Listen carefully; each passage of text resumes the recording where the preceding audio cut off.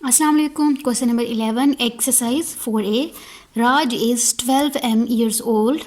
His son was born when he was 9m years old. And in part 1 find Raj's age after 5 years। सो पहले जो statement है first 2 lines में उसको understand करते हैं।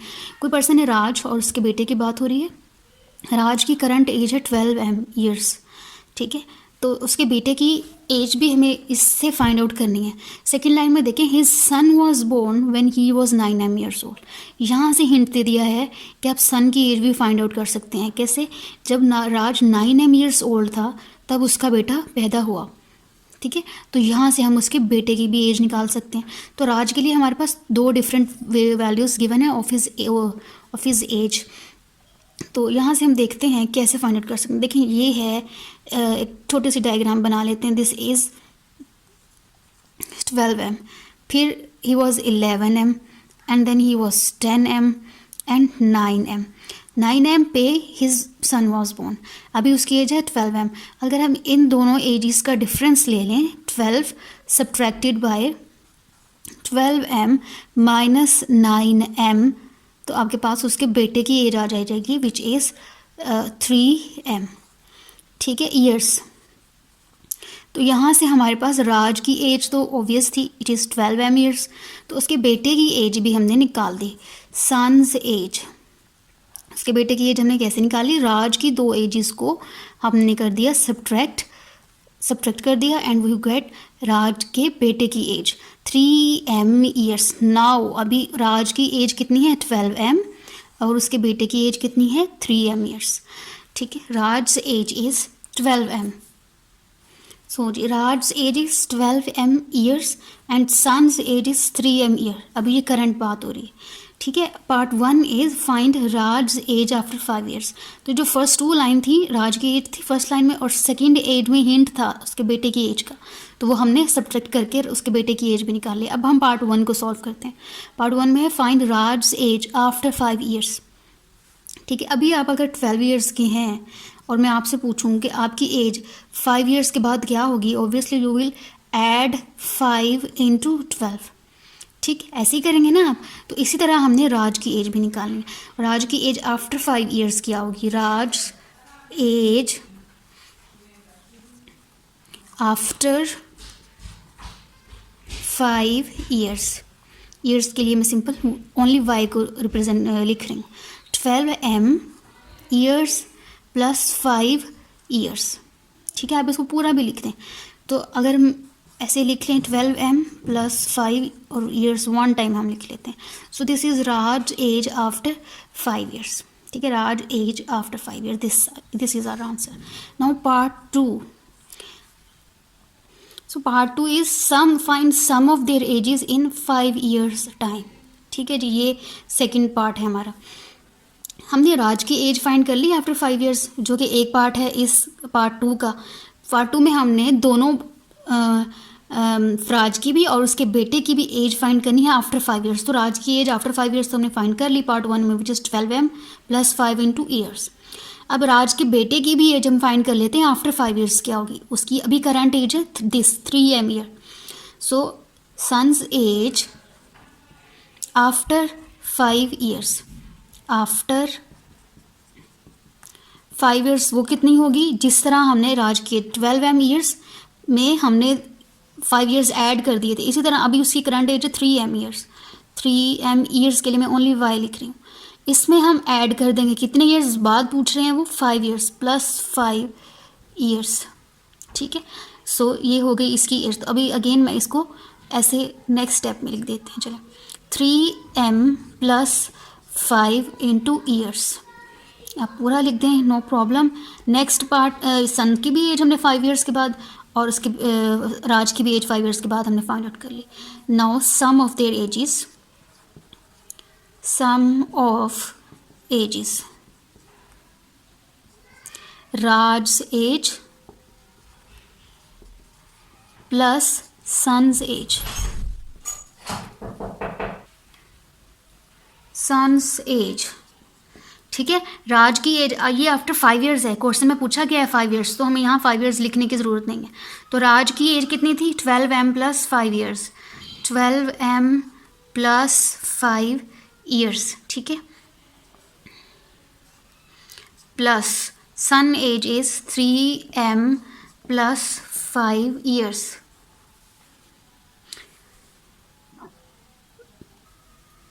सो अभी हम इसको सिंप्लीफाई करेंगे। Is equal to 12m year plus 5 year plus 3m years plus 5 years, ठीक है। इस अब यहाँ पे जितनी भी टर्म्स है ना उन सबके साथ ईयर्स लिखा हुआ है, तो अब हम ऐसे कर लेते हैं कि ये ईयर यहाँ लिखते हैं कि इन सारी टर्म्स के साथ ईयर्स लिखा हुआ है, ठीक है।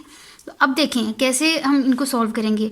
हम उन्हीं दो टर्म्स को सॉल्व कर सकते हैं जिनके साथ सेम वेरिएबल है। ये जो m यहाँ पर है ये वेरिएबल है, इस टर्म के साथ m है, इस टर्म के साथ m है। इसका मतलब ये दो टर्म्स आपस में सॉल्व हो जाएंगी और ये +5 सिंपल कांस्टेंट नंबर और ये +5 कांस्टेंट नंबर, ये दोनों आपस में सॉल्व हो जाएंगे। So 12m plus 3m number में ऐड हो जाएंगे। 12 plus 3 answer is 15, variable m as it is, +5 and +5 is +10 bracket close, और उसके बाद हम लिख देंगे y यानी कि years. So this is our answer.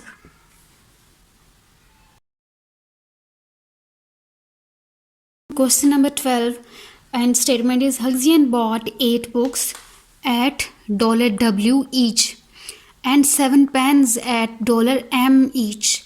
She had left $3W plus 5M. Find out amount of money she had first. इस question में जो लॉजिक जो कॉन्सेप्ट यूज़ हो रहा है ना, उसको पहले मैं आपको एक सिंपल एग्जांपल से समझाऊंगी। सपोज करें आपके पास कुछ पैसे थे, आपको नहीं पता टोटल पैसे कितने थे आपके पास। आप स्कूल गए, आपने स्कूल में जाके ब्रेक टाइम में बहुत कुछ खाया, आपने लेस खाए, बिस्किट्स खाए, जूसेस पिए, तो आपने टोटल एस्टिमेट किया। तो उसके बाद ना फिर आपने देखा कि आपके पास कितने पैसे रह गए। आपने ये देखा ही नहीं है कि आपके पास पहले कितने थे, आपने देखा कि आपके पास 50 रुपीज़ रह गए हैं ओनली, ठीक है। फिर आपने कैलकुलेट किया कि मैंने क्या क्या खाया। आपने कहा कि मैंने एक 50 वाला लेस खाया है, 50 का कोई जूस आता था वो पिया, फिर मैंने कोई 50 की चॉकलेट आती वो खाया। तो टोटल आपने देखा कि 50 लेस के, 50 जूस के और 50 ही चॉकलेट के, तो आपने ये सब कुछ खाया था। फिर आपने कैलकुलेट कर लिया कि मैंने कितने स्पेंड किए, तो इट इज़ 150 और आपके पास रह गए थे 50। फिर आपने देखा कि आपके पास टोटल कितने पैसे थे, जो कि आपको पहले पता ही नहीं था, आपने बस स्पेंड कर दिए इतने। फिर आपने देखा कि मेरे पास 50 रह गए हैं, तो अब आपने ये देखना कि आपके पास टोटल पैसे शुरू में कितने थे। तो आप क्या करेंगे, जितने पैसे आपने खर्च किए, जितने पैसे आपके पास रह गए, आप उन दोनों को ऐड कर देंगे।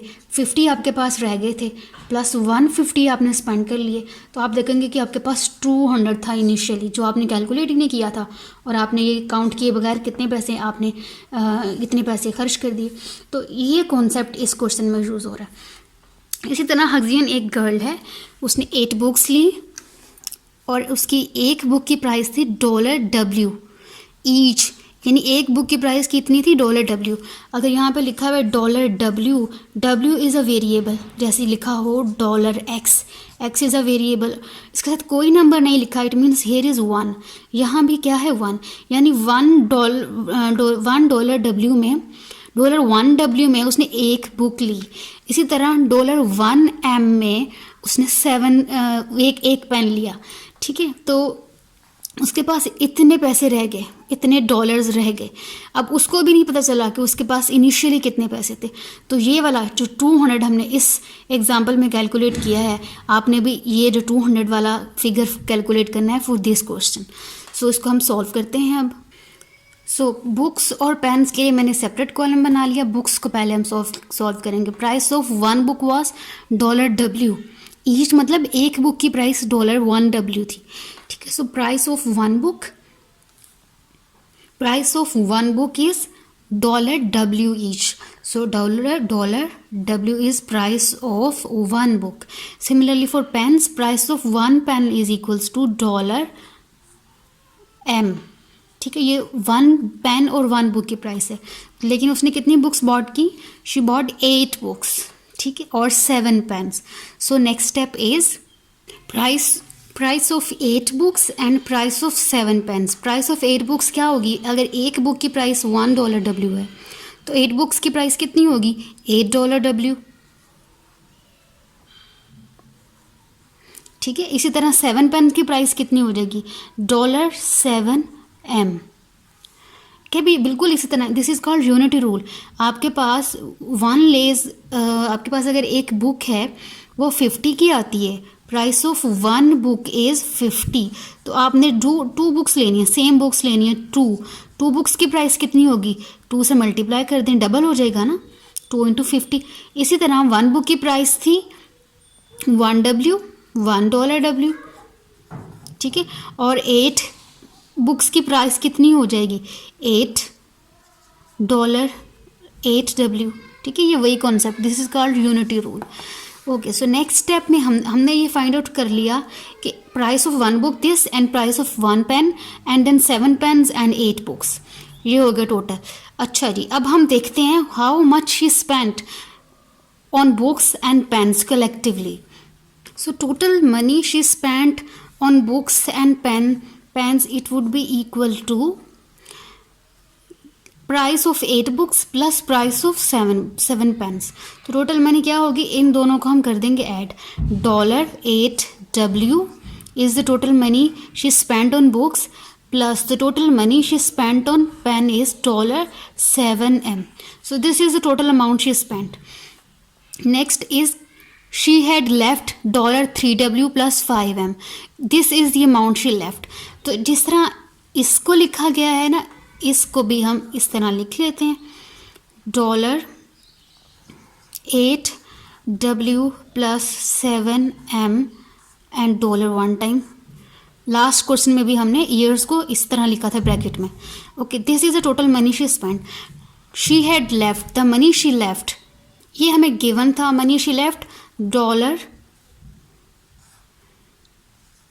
स्टार्ट में लिखते हैं, यहाँ भी हम डॉलर स्टार्ट में लिख लेते हैं, is equal sign and dollar $3W and 5M, this is the money she left. ठीक, फाइंड क्या करना है, find amount, total amount of money she had at first.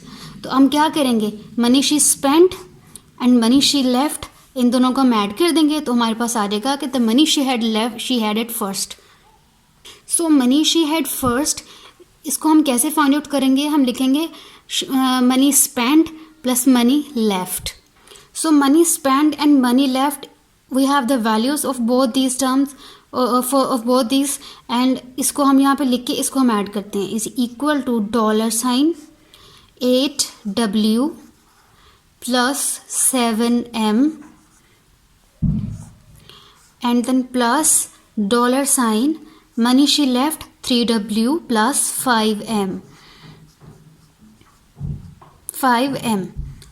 ठीक है, अब हर टर्म के साथ $, है। So in the next step what I am going to do, $8W इसके साथ भी आएगा plus $7M plus $3W plus $5M। हर टर्म के साथ डॉलर है तो हम इसको ऐसे करेंगे अब कि 1 टाइम लिखते हैं in the bracket, same we have done in the previous question also, जहाँ पे हमने ईयर्स को 1 टाइम लिखा था ब्रैकेट में। अब क्या करेंगे, हम सिंप्लीफाई करेंगे, सॉल्व करेंगे। वेरिएबल है W, वेरिएबल है M, 3 with variable W, 5 with variable M। अब कौन से वेरिएबल ऐड होंगे, सेम वेरिएबल, सेम टर्म्स वाली सेम टर्म्स ऐड अप हो जाएंगी। ऐसी टर्म्स जिनमें सेम वेरिएबल है वो टर्म्स ऐड होंगी। दिस इज W M, ये दोनों ऐड नहीं हो सकते, दिस इज W, ये दोनों टर्म्स ऐड हो जाएंगी। M एंड M, और ये 2 टर्म्स ऐड हो जाएंगी। सारी टर्म्स प्लस में ये सब ऐड अप हो जाएंगे। 8 प्लस 3W, तो नंबर को नंबर में ऐड कर दें, 8 plus 3, answer is 11। W variable as it is आ जाएगा। देन 7M प्लस 5M, 7 और 5 को ऐड अप कर दें, प्लस 12 और M एज इट इज़ आ जाएगा ब्रैकेट, और ब्रैकेट के बाहर लिखा हुआ है हमारे पास डॉलर, तो डॉलर साइन हम ऐसे ही लिख देंगे और इसको हम लिखेंगे फर्स्ट पे, डॉलर हम फर्स्ट में लिखते हैं, यहाँ भी इसको फर्स्ट पे करेंगे। सो आपके पास आंसर आया $11W + 12M. This is the money she had at first. So this is our answer.